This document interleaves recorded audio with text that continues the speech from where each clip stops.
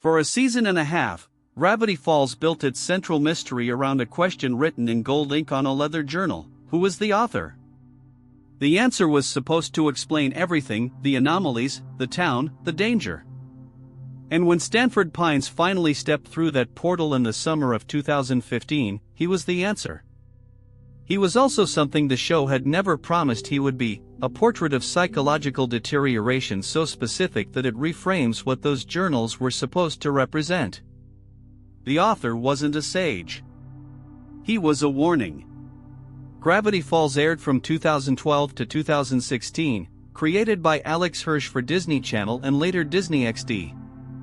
It was one of the first Disney animated series with a planned finite story Hirsch fought for and won a definitive ending rather than an open-ended run. The first season aired on Disney Channel under standard children's broadcast constraints. Season 2 moved to Disney XD, a secondary network with smaller audiences but notably more permissive standards for narrative darkness and thematic complexity. That shift matters. It's the industrial context that made Ford Pines possible in his final form.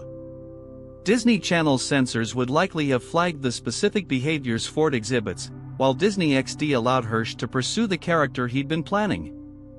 Stanford Pines was written by Hirsch in the Gravity Falls writer's room as a deliberate deconstruction of the mysterious mentor archetype, using specific psychological markers: hypervigilance, isolation-induced distrust, inability to accept help, that the show frames as the cost of obsessive pursuit without human connection. Hirsch has stated explicitly that Ford was designed as what Dipper could become without Mabel, making him a cautionary mirror rather than a wish-fulfillment figure.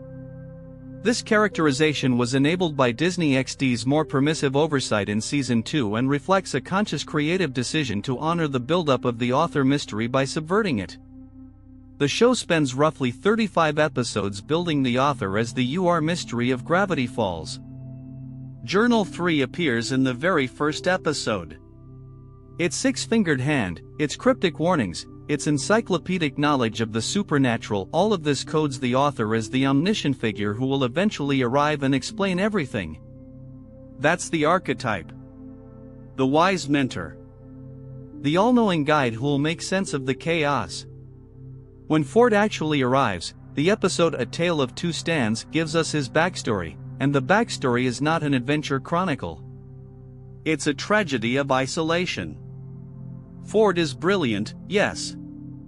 He's also someone whose single-minded obsession with anomaly research cost him his relationship with his brother, made him vulnerable to Bill Cipher's manipulation, and stranded him in alternate dimensions for 30 years. The episode depicts these events not as the price of greatness but as the consequences of a person who couldn't stop, couldn't trust, couldn't let anyone in. Hirsch stated in interviews and his Reddit AMA that Ford was conceived from the beginning as a subversion of the cool, mysterious mentor expectation. The author was always going to be someone damaged.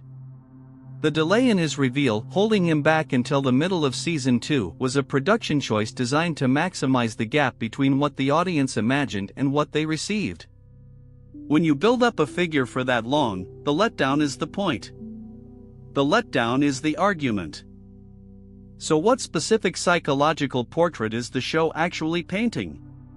After Ford returns from the portal, his behavior across episodes like Dungeons, Dungeons, and More Dungeons, The Last Mabel Corn, and Dipper and Mabel vs. the Future shows a consistent pattern. He sleeps with a weapon. He installs extreme security measures in the shack. He tests Dipper's loyalty before trusting him with real information. He withholds critical details about his history with Bill Cipher. He resists accepting help even when he clearly needs it. These aren't random eccentricities designed to make him colorful.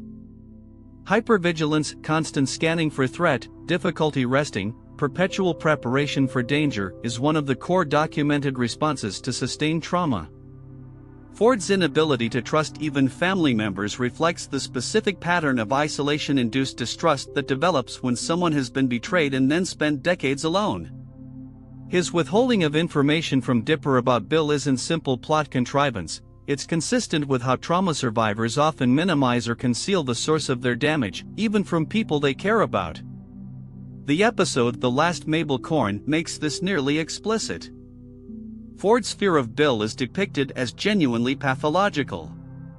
The metal plate in his head isn't just a plot device, it's a bodily modification made in response to psychological violation.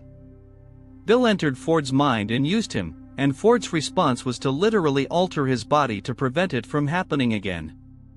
The episode shows Ford lying to Dipper about the extent of his Bill history, then becoming erratic when confronted. This is not standard mad scientist behavior. This is the behavior of someone whose trust has been so thoroughly broken that even the person he's closest to cannot be fully let in.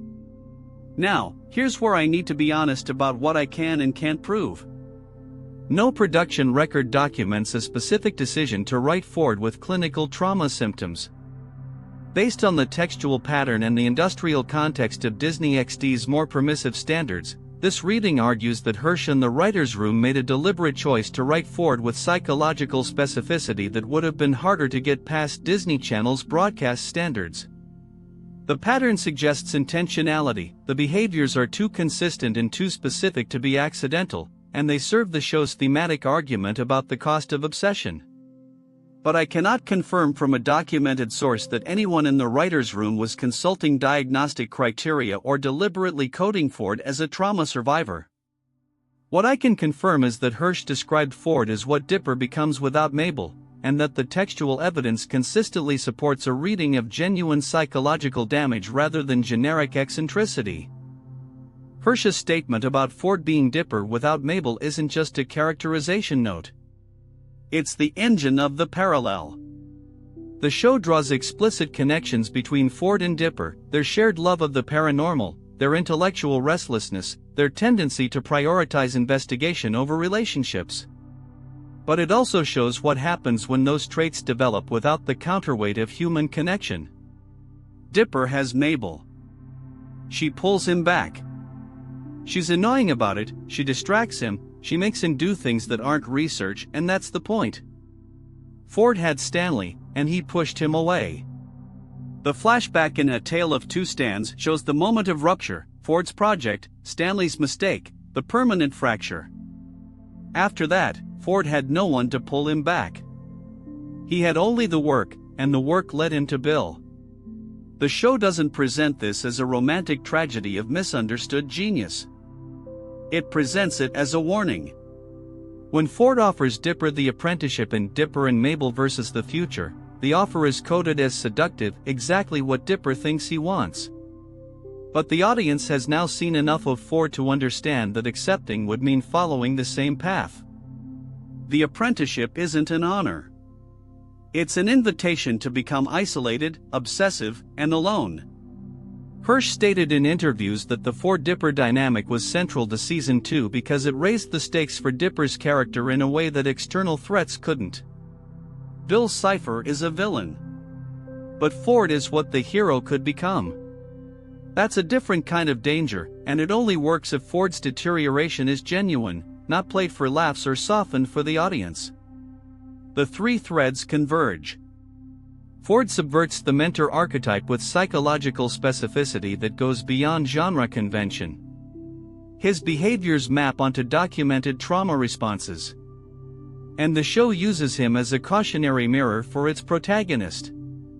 Multiple independent layers, textual depiction, Hirsch's stated intentions, the industrial context of Disney XD's permissiveness support the same reading. But there is a legitimate counterargument, and it deserves a real answer. Ford's world is genuinely dangerous. His paranoia is justified, Bill actually did betray him. The supernatural threats are real. In a world where mind-reading dream demons exist, installing security measures and sleeping with a crossbow isn't pathological. It's rational.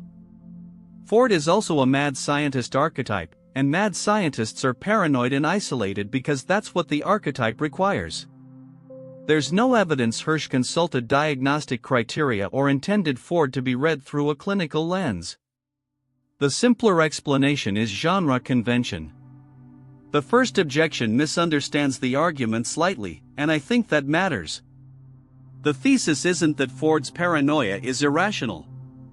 It's that the show depicts the cost of that paranoia even when it's justified. Ford's hypervigilance keeps him alive. It also keeps him from accepting help, trusting his family, or forming the connections that might have prevented his isolation in the first place. Both things are true simultaneously. The danger is real, and the response to it is destructive. That's the tragic structure, and it's one the show commits to rather than resolving. The second objection has more weight. The pattern suggests deliberate psychological realism, but it cannot be proven without a production source confirming it.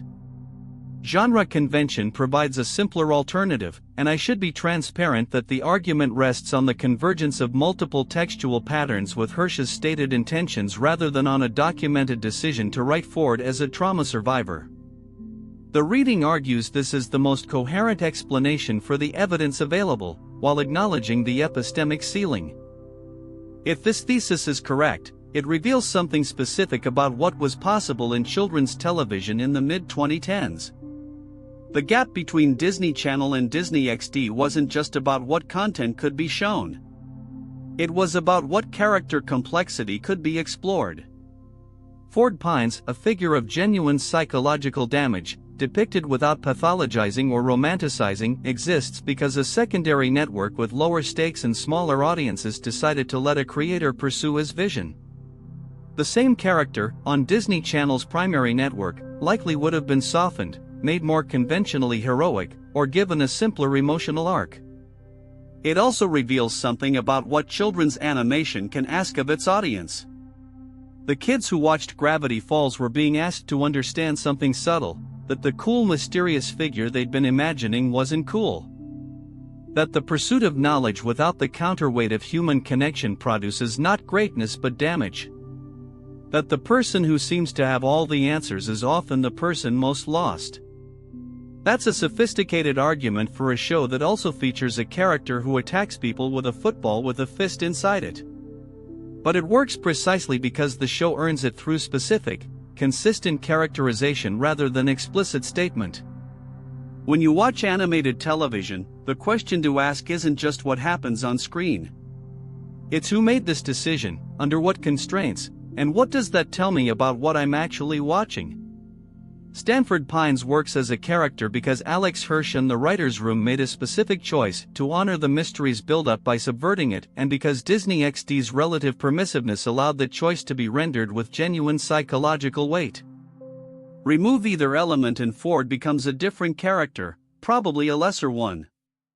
The question this analysis opens is, how many other characters in children's animation carry this kind of specificity that we've been trained not to see, because we assume the medium isn't capable of it? What would change if we watched with the assumption that the people making these shows knew exactly what they were doing? Evidence that would change this reading, production documents or Hirsch statements indicating Ford was conceived primarily as a conventional mentor figure, with his darker traits added for genre requirements rather than as deliberate deconstruction.